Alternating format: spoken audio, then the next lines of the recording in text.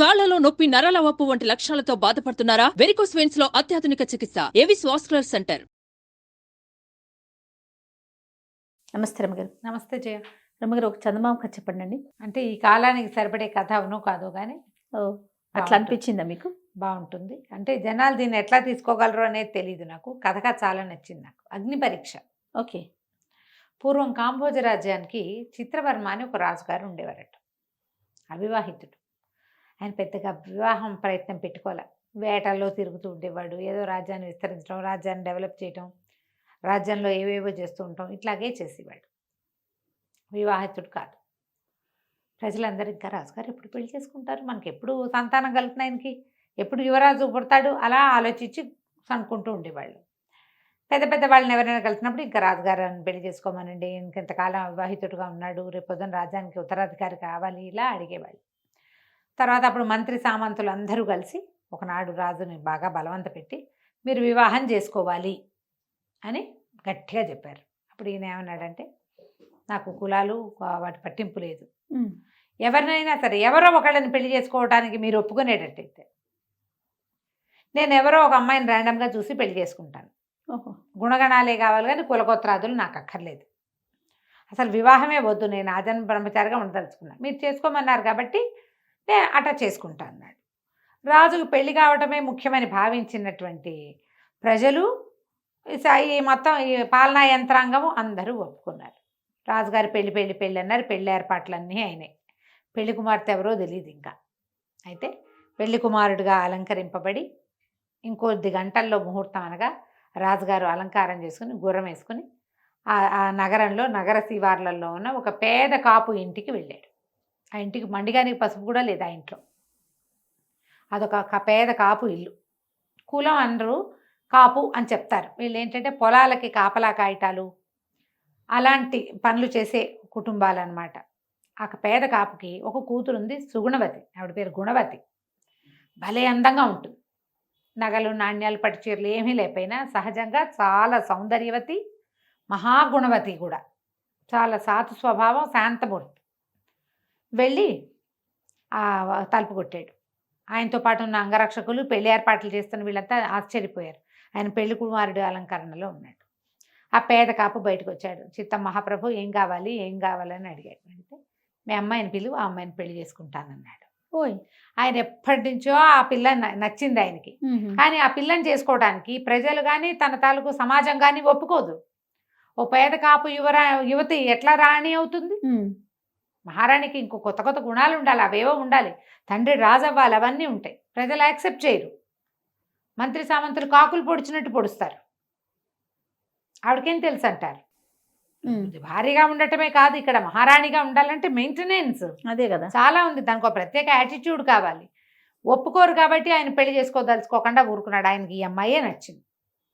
ఎప్పుడైతే వాళ్ళంతా నువ్వు ఎవరిని తెచ్చినా మాకు ఓకే అన్నారో అప్పుడు ఈ పని చేశాడు అనమాట. అమ్మాయి చిత్తప్రభు అంతకంటేనా అంది, నేను పెళ్లి చేసుకుంటాను అని చెప్పేసరికి అక్కడి నుంచి పెళ్ళి అయిపోయింది. వెనకాల వచ్చిన సైనికులే చకచక చుట్టుకాలు అక్కడ ఇక్కడ వెతికి మామిడి మండలు కట్టి తెచ్చారు ఆ ఇంటికి. గుమ్మానికి పసుపు రాశారు. వచ్చిన ముత్తైదులు వాళ్ళే అమ్మాయిని చక్కగా అందంగా పట్టు చీరలు, చీల్చే నంబరాలు కట్టి తయారు చేశారు. వాకిట్లో అప్పటికప్పుడు పందిరి వెలిసింది. గంటల్లో పెళ్ళి అయిపోయింది. ముహూర్తం వేళకి అన్నీ వీళ్ళే రెడీ చేసుకుని పెళ్లి చేసుకుని ఆవిడని తెచ్చుకున్నారు. ఎవరికీ నచ్చల. ఏం చెయ్యాలి? ఆయనకి తెలుసు. పెద్దగా వీళ్ళు మొదట ఆహాహా పెళ్ళైపోయిందని అందరూ సంతోషించి స్వాగతం పలికారు. కానీ ఆవిడని లెక్క చేసేవాళ్ళు కాదు. రాజు మీద కూడా లెక్క తగ్గింది. క్రమంగా కాలక్రమాన ఆవిడ గర్భవతి అయింది. ఓకే. గర్భవతి అయితే ఓ 3 ఏళ్లకో ఏమో 4 ఏళ్లకి బహుశా ఓ పిల్ల పుట్టింది. ఆడపిల్ల పుట్టేసరికి ఈయన పురిటింట్లో పిల్లని చూసి ఏమన్నారంటే, నీ మొహం ఎవరికీ గిట్టదు, ఇక్కడ నువ్వేమీ చేయలేకపోయావు, వీళ్ళని ఇంప్రెస్ చేయలేకపోయావు, నువ్వేం పోని మగపిల్లాడిని కంటే వాడేదో కనీసం రాజు అవుతాడు అని భావించి ఒప్పుకునేవాళ్ళు అది లేదు. ఇప్పుడు ఈ కాపు మనవరాల్ని యువరాణిగా వీళ్ళెవరూ యాక్సెప్ట్ చేయరు. అంటే ఏం చేస్తాను ప్రభు, నా అదృష్టం ఇంతే అనుకుంటాను, ఇంకంతకంటే ఏం చేస్తాను అంది. పిల్ల 11వ రోజున ఓ సైనికుడు వచ్చాడు. అమ్మ, రాజుగారు అమ్మాయిని తీసుకువెళ్ళి అన్నాడు. అనగానే ఈవిడికి అర్థమైంది, పిల్లని ఏదో చేసేయబోతున్నారు.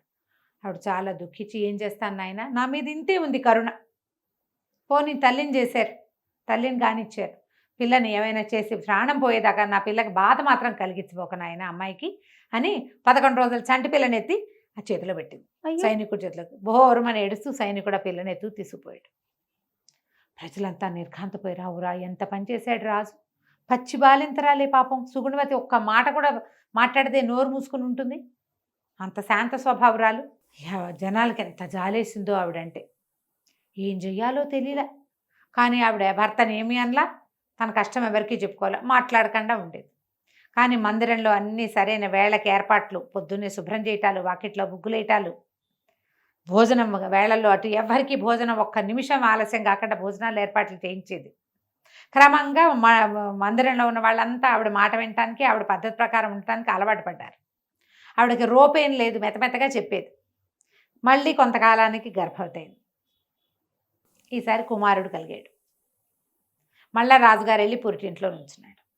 పురిటిలో నుంచుని, కొడుకుని కన్నావు కానీ నువ్వు వీళ్ళని మెప్పించలేవమ్మా, వీళ్ళని మెప్పించడం నీ వల్ల కాదు, ప్రజలకు ఏమీ నీ మొహం గిట్టదు, ఈ సభాభవనాల్లో కూడా ఎవరికి, అంతఃపురంలో కూడా నువ్వంటే ఇష్టం లేదు ఎవరికి, నువ్వు ఎట్లా గెలుస్తావో వీళ్ళతోటి అన్నాడు. అమ్మాయి ఆవిడేమంది, ఏం చేస్తాను ప్రభు, మీ భార్యని అవ్వటం నా అదృష్టంలో భాగం, నాకు ఇచ్చాడు భగవంతుడు, మీతో భార్యగా కొంతకాలం ఉన్నాను, ఈ ఇందులో ఉన్నాను, ఈ మహాభవనంలో రాజభవనంలో ఉన్నాను, ఓ పిల్లకి తల్లి అయ్యాను, ఓ పిల్లవాడికి తల్లిని అయ్యాను, అదే నా భాగ్యం, ఏం చేస్తాను నేను, ఎందుకు ఒప్పుకోరు వాళ్ళు అని అంటల్లా ఆవిడ. ఊరుకుంది.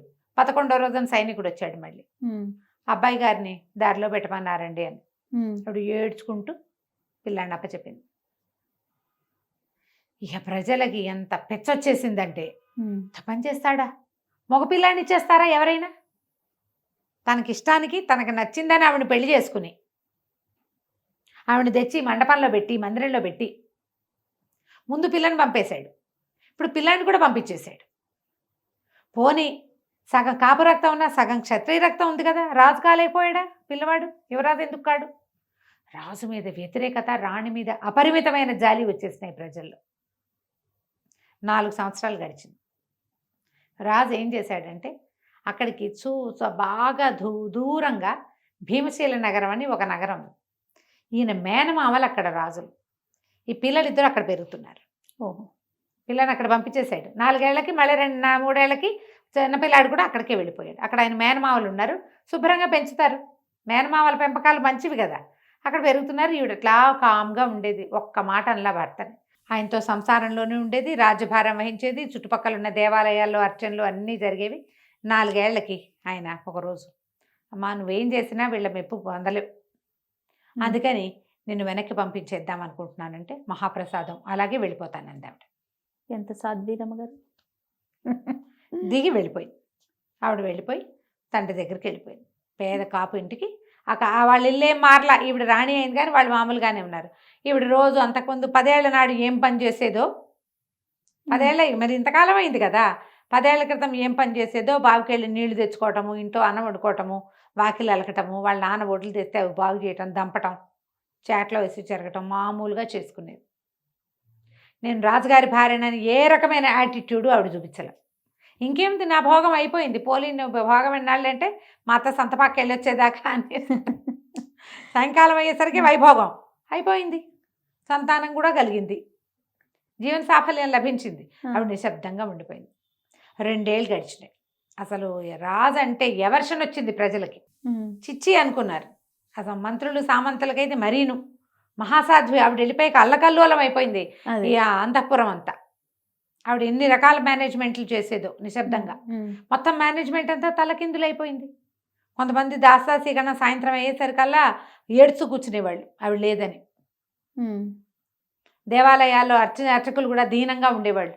ఆవిడ ఎంత ఆదరంగా పలకరించేదో, ఎంత బాగా చూసిందో, ఎంత మంచిదో, ఎంత నిశ్శబ్ద ప్రాణో. ఆఖరికి పురుడు పోసిన దాదులు వాళ్ళు గట్టిగా నొప్పొచ్చినా ఏడ్చిన రకం కాదమ్మా, ఆ తల్లిని ఇట్లా క్షోభ పెట్టాడు రాజు అని రాజునే తిట్టేవాళ్ళు, తిట్టుకునేవాళ్ళు, ఏం చేయాలో తెలియక. సరే రాజుగారు ఒకనాడు నేను మళ్ళీ వివాహం చేసుకోదలుచుకున్నానని అనౌన్స్ చేశాడు. అనౌన్స్మెంట్ అయ్యేసరికల్లా చుట్టాలు పగ ఏముంది, పెళ్లి ఏర్పాట్లు అవుతున్నాయి. ఈసారి పెళ్లి కూతురు ఎవరో ఎవరికీ తెలియదు. కిందటిసారి అటకే చేశాడు కదా ఆయన. పెళ్లి ఏర్పాట్లైనా నగరం అంతా అలంకరించారు. భీమశీల నగరం నుంచి కూతురు కొడుకు ఇద్దరు వచ్చారు. పిల్లకి 12 ఏళ్ళు, 12 ఏళ్ల పిల్ల పై ఊరు నుంచి ఎక్కడి నుంచో వస్తే వీళ్ళు ఏమనుకున్నారు, ఈ పిల్ల పెళ్లి కూతురు అనుకున్నారు జనం అంతా. మరి అప్పట్లో ఏముంది, 20 ఏళ్ల వార కూడా చేసేవాళ్ళుగా పెళ్లి. ఇప్పుడు పెళ్లి ఏర్పాట్లు అవ్వాలి. పెళ్లి ఏర్పాట్లకు ఏమీ సరిగ్గా అవటాల అంతఃపురంలో.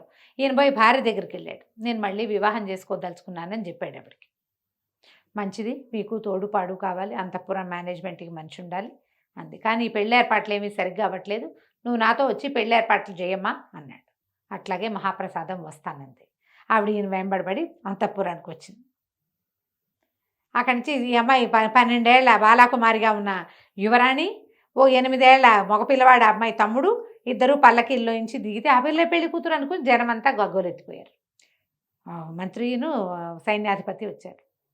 ప్రభు, మీరు ఇదివరకు ఒక వివాహం చేసుకున్నారు, ఆమెను మేము ఎవ్వరం ఒప్పుకోలేం.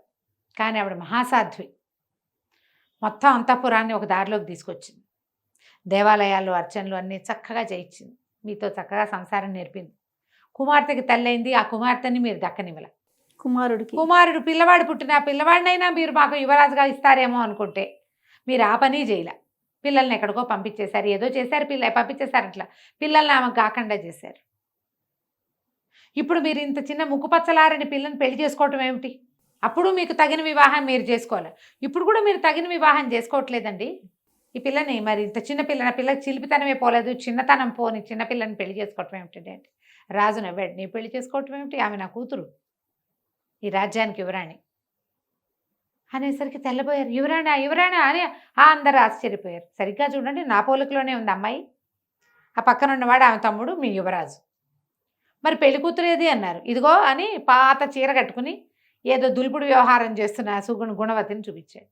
ఈవిడ్ని మళ్ళీ పెళ్లి చేసుకుందాం అనుకుంటున్నా. మరి అంతఃపురం మేనేజ్మెంట్లు ఇవన్నీ చేయాలి కదా, ఈ పిల్లలిద్దరిని పెంచాలంటే నేను ఎక్కడ పెంచుతాను అనగానే గోలెత్తిపోయారు జనం అంతా. ఆవిడకి చక్కగా అలంకారం చేసి మహారాణితోటి మళ్ళీ పెళ్లి చేసుకున్నాడు రాజు. ఇక ఆ తర్వాత ఎప్పుడూ ఆమె పట్ల వ్యతిరేకత రాల రాజ్యంలో. ఆమెకి సానుకూలంగా ఈ ప్రపంచాన్ని మార్చడానికి ఆయన ఈ పని చేశాడు. అదొక అగ్ని పరీక్ష ఆమెకి. ప్రజలు ఆమెను యాక్సెప్ట్ చేయడం కోసం ఏం చేశాడు, రాముడు సీతని అగ్ని పరీక్ష చేశాడా? ఈ అగ్ని పరీక్షకి గురి చేశాడు. సంతానాన్ని దూరం చేసినా భర్తకు వ్యతిరేకం కాలే ఆవిడ. అందుకేనా మీరు ముందన్నారు ఈ కథ ఈ జనరేషన్కి నచ్చకపోవచ్చు. నీకే నచ్చలేదు, 30 రంగులు మారినాయి నీ మొహంలో. అస్సలు నచ్చలేదు. చాలా మంది ఏం చేస్తారు జయ, భర్త ఇంపార్టెంట్ కాదు, పిల్లలే ఇంపార్టెంట్, నా పిల్ల నాకు చాలా ఇంపార్టెంట్ అంటారు. మనం పాతకాలం కథల్లో అవి అలా చూడం. పిల్లల పక్షం వహించి మొగుళ్ళను వదిలేస్తారు. కానీ అది వదలకూడదు జయ. మనకి భగవంతుడు ఇచ్చింది భర్తని, అతనితో ఉండాలి. మరి అతని సంతానాన్ని దూరం చేయొచ్చు రమ్మగారు. ఏదో చేశాడు ఇక్కడ. అది ఎట్లా అవుతుంది రమ్మగారు? ఏదో కాదు కదా. ఆవిడ భర్తే కాదు, ఆయన రాజు కూడా. ఆవిడకి రాజాజ్ఞని ఒప్పుకుంది. ఒకరిని ఓకే, ఇద్దరినినా అతనే యాక్సెప్ట్ చేస్తే ప్రజలందరూ యాక్సెప్ట్ చేస్తారు కదా. ఎవరు యాక్సెప్ట్ చేయలే. చూడు, ముందంతా వాళ్ళు ఒప్పుకోలేదు. ఎప్పుడైతే ఆవిడకి సంతానం దూరం అయ్యో జాలిపడ్డం మొదలుపెట్టి ఆవిడ ఎంత మంచిది, ఆవిడ అలాగే ఉంటుంది కదా జయ. ప్రజలు ఎలా ఉంటారు, మనుషులు అలాగే ఉంటారు. తల్లికి పిల్లల్ని వేరు చేస్తారు. ఇద్దరిని మరి 13 ఏళ్ళ తర్వాత తీసుకొచ్చిన తర్వాత ఆ చిన్ననాటి జ్ఞాపకాలు ఏమున్నాయి ఆవిడ ఉండవు. ఇంకో పిల్లలు కానీ ఉంచుకుంటుంది. కథలాగానే తీసుకుందాం అంతే. నమస్తే రమ్మగారు. నమస్తే. సుమన్ టీవీలో మీ పర్సనల్ అండ్ బిజినెస్ ప్రమోషన్స్ కోసం కింది నెంబర్కి కాంటాక్ట్ చేయండి.